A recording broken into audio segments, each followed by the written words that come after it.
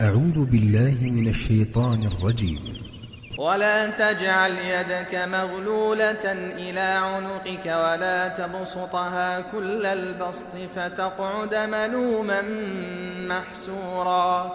إن ربك يبسط الرزق لمن يشاء ويقدر إنه كان بعباده خبيرا بصيرا.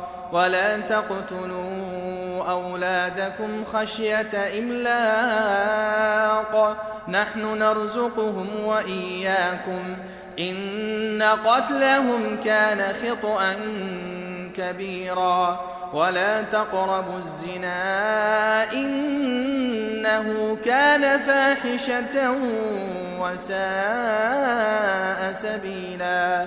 ولا تقتلوا النفس التي حرم الله إلا بالحق ومن قتل مظلوما فقد جعلنا لوليه سلطانا فلا يسرف في القتل إنه كان منصورا.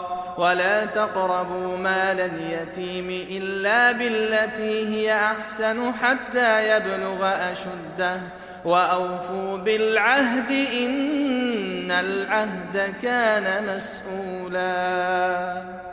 وأوفوا الكيل إذا كلتم وزنوا بالقسطاس المستقيم ذلك خير وأحسن تأويلا. ولا تقف ما ليس لك به علم إن السمع والبصر والفؤاد كل أولئك كان عنه مسؤولا. ولا تمش في الأرض مرحا إنك لن تخرق الأرض ولن تبلغ الجبال طولا. كل ذلك كان سيئه عند ربك مكروها. ذلك مما أوحى إليك ربك من الحكمة. ولا تجعل مع الله